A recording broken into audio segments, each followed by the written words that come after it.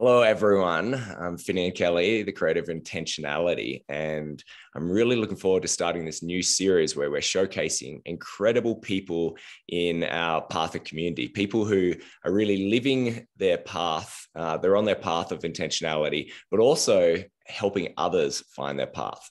And this morning, I'm joined by an incredible friend, incredible entrepreneur, incredible person, Natalia, who I was lucky to meet in Machu Picchu. I think it was like nearly 4 years ago now, where I was on a leadership retreat with EO, Entrepreneurs Organization, and we got to go to Machu Picchu, which was just incredible. And we spent a week learning about how to be better leaders, connecting with each other. And we've created this incredible bondship between all the participants.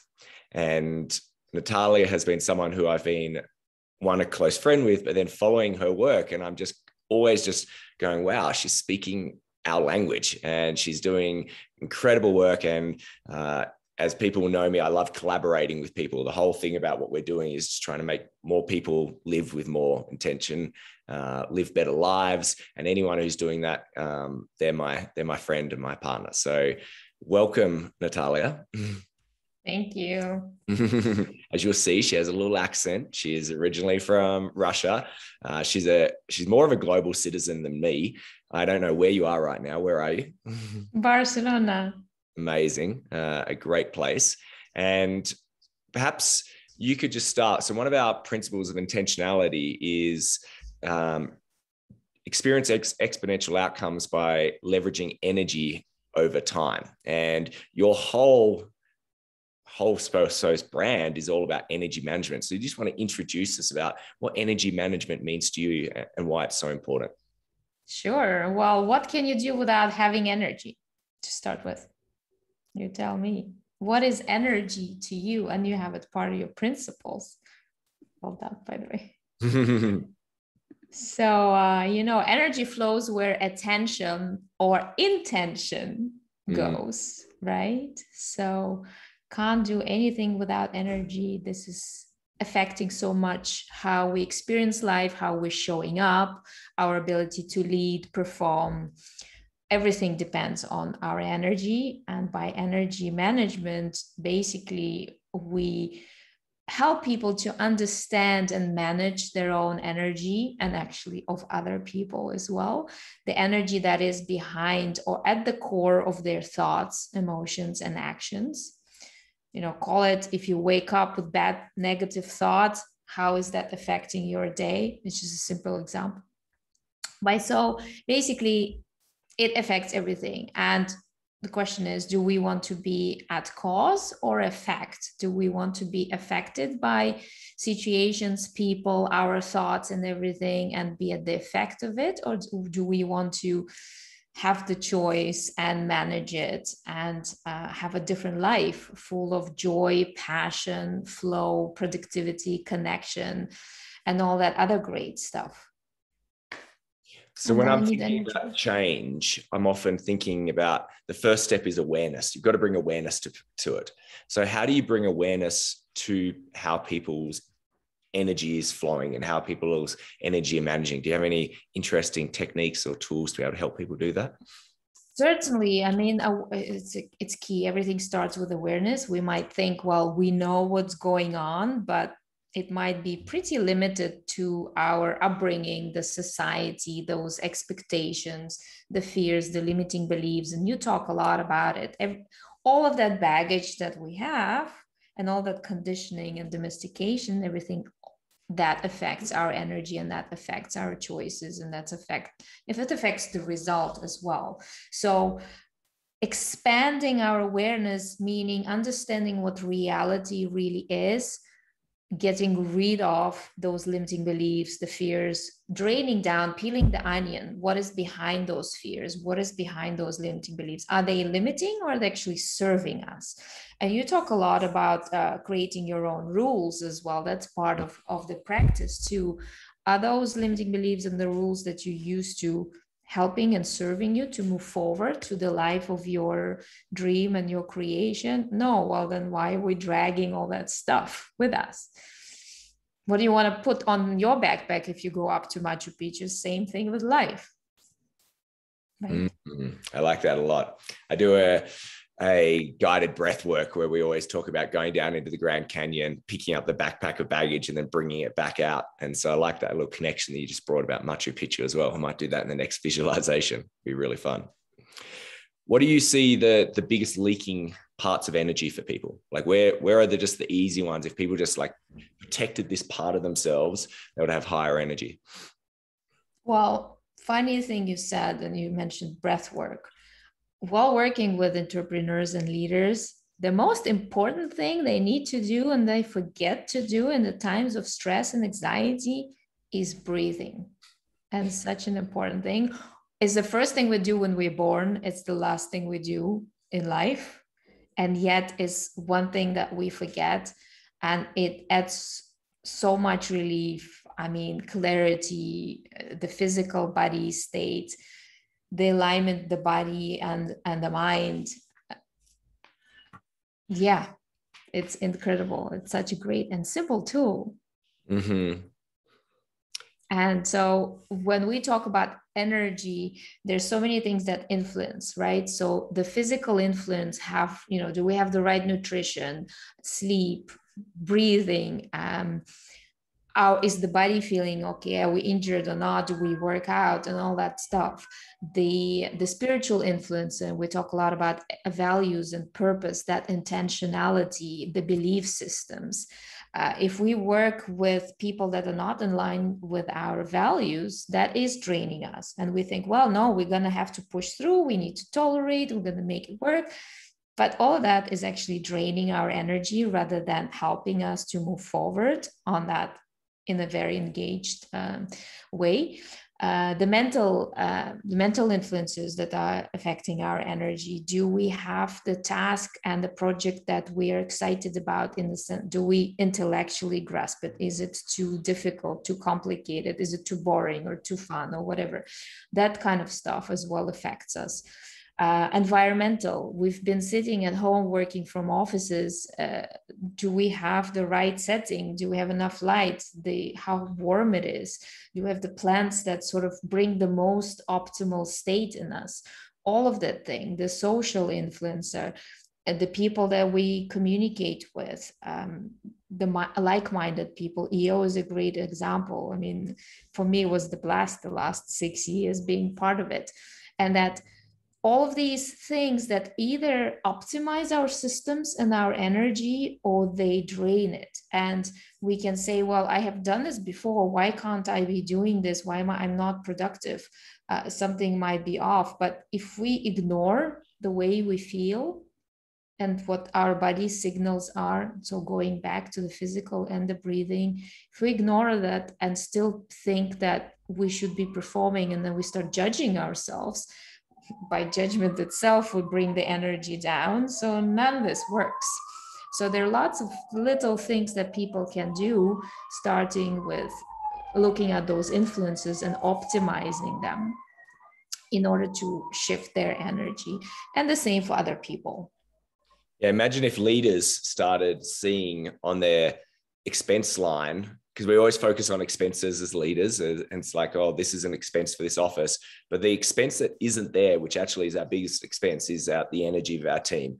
And if we actually saw the energy inefficiency there, it'd be very different. And I'd love leaders to start thinking about, rather than thinking like culture, because culture is very arbitrary, really what it's about is energy. How's the energy of your team? That's really what culture is. And suddenly they might be starting to invest a lot more in mental health exercises, taking days off, looking at like how to actually get them into the right belief set. And suddenly, I imagine you've probably done it with a lot of leadership teams where everything just starts performing so much better. Certainly. And you mentioned the mindset. We go through 7 levels of energy, call it a consciousness, a leadership ability, 7 perspectives. Basically, the higher you go, the higher you resonate, the further you see, the more capacity you have, productivity and all that great stuff. So we walk people through the place they might find themselves being the victim at the effect of their own thoughts and people and circumstances, feeling helpless and stuck and overwhelmed.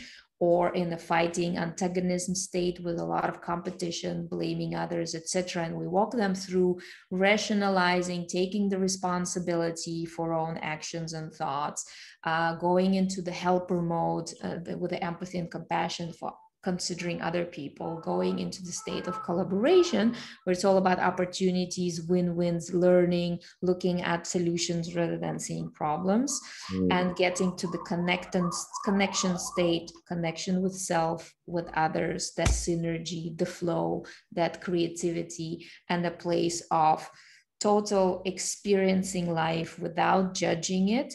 So you're really moving from being stuck and the doing to the being, from the lack to abundance, from the weak ego to consciousness and ego transcendence, and from struggle to effortless flow. So who wouldn't want to be there? You can lead organizations in your own life from a different energy state, which is so much easier and better, again, a judgment, but much more enjoyable. Well, it's more enjoyable. That's the key. And it's nicer for other people. This is what people don't realize, is that our energy is interacting with other people's energy all day long. And I always just go, are you being an energy giver or an energy taker? Like, are you uplifting people, or are you bringing them down? And wouldn't you just like to be an uplifter? That's certainly it is for me. That's how I look at it. Totally. You can be, Yeah. So I like seeing little comments that you make, which connect to certain principles. So we have a principle number 5, which is feel fulfilled by prioritizing desired feelings over outcomes. And you've made a comment somewhere where I wrote that it says the trick is to set the right goals. So can you tell me about what are the right goals and what's your process of helping people do that? So people get quite anxious about setting the right goals and achieving those goals, especially. And then they start judging themselves, they're not productive, or there's something standing in the way, etc. Well, if we set the right kind of goal, starting with the energy that's behind that goal, what are we really after? Is this the $1 million that we are after? Or is it the feeling that I will have after I reach it, which would be the sense of fulfillment, the sense of freedom, joy, etc., etc.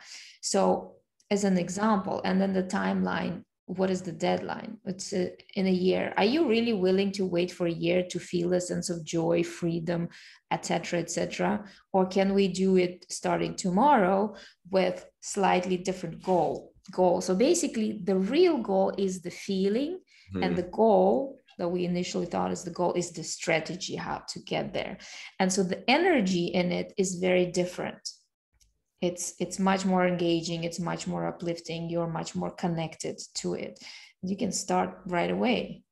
Yeah, that's the key. We're not waiting for this time in the future to feel a particular way. It's like we can do it right now. And it's that idea of the path of intentionality, is that you could be feeling a 10 out of 10 on your path. It doesn't mean you're not wanting more and you're not going to achieve more. It's just that you're on track. You're on the path, and it will eventually get there when you just keep doing these daily actions. So correct, I really love that. And this whole thing, with the performance and KPIs and ticking the boxes, we are so becoming more stressed, and that adds to anxiety and whatnot and lowers the energy in this kind of mindset. If we were to go for continuous improvement, mastery mindset, so it's all about the little steps that get us towards that direction, we know we're going there, but our energy with that is so much higher than, okay, those are the things I have to do, and if I don't do them, I'm not good enough. And that judgment itself lowers our energy. So no attachment to the outcome doesn't mean that you don't have the direction, but you have so much more to see than just that outcome. That actually narrows your outcomes. Definitely. And I like to think of it right now, it's about like mastering your craft. It's getting better just for the pleasure of it. And it's not because you want to be the best speaker in the world. It's you're just like focusing on, I just want to keep improving my craft of being a speaker and improving that process and enjoying it. And that's definitely where I am at right now, which is different from where I've approached in the past. And it's very liberating because suddenly the pressure's off. It's just like, what can I do today? Exactly. Yeah. So another comment you wrote, which connects to intentionality principle number 2, which is discover your true nature by practicing the power of presence. So you wrote something, but only by being present here and now, you can actually change something, change your life, and get what you aspire for in the future. Do you want to expand on that a little bit? And there was a little bit of a longer comment, but it's all about being in the present. Being in the present, it's only being in the present that takes your mind off the past, where you have the guilt and all that draining energy stuff, or the future with the worries and the fears and the anxieties. Because we have 100% energy, and if half of that energy, if not more, we're spending in the negative spiral and thinking and all of that, it doesn't help to our productivity.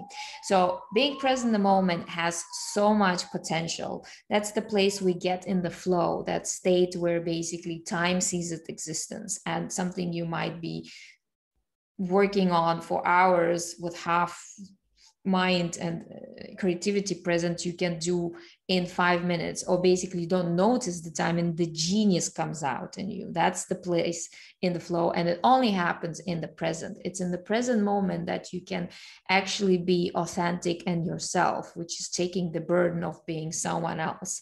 And it's also very liberating, and we're all about looking for freedom here. And it's only in the present moment that you have the access to your full potential and capacity, that creativity. So why would you be anywhere else? So it's interesting. A lot of entrepreneurs they pride themselves. They even have a name, visionary. So the actual visionaries, they're in the future, and they say, no, I live in the future, and they take pride about that. What do you say to people who say that? Maybe this is the limiting belief that comes with, and that's how they see it. You can be a visionary and a creator, which is that level 6 and 7 energy, but still being in the present, because it's in the present that you come up with that super duper vision and those aha moments. Doesn't mean that you don't have a certain plan to go towards that vision. It's there, just like we were talking about the mastery minds and continuous improvement. You do need a direction, but that doesn't mean that you're living in the future, because it's only now that we can actually make the steps towards that future. It's very subtle, isn't it? There's a slight line between vision and fantasy. Like vision is you're in the present moment and you're actually creating, and then you let it go and you surrender and you go back to the present moment, where some people escape from the present moment by living in fantasy. And that's not actually visionary. That's escaping from the present moment.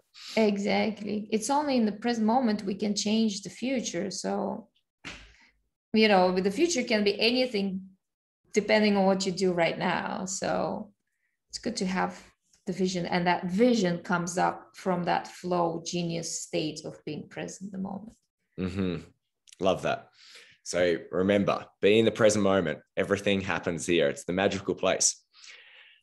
So the final thing I want to talk about is a little bit about what we do with Financially Happy. And I've seen you make comments about people's relation to goals, and a lot of it's about wealth. Can you just expand where people go wrong with setting financial goals or their relationship with money? The question. And by the way, I love your nano learning program for EO.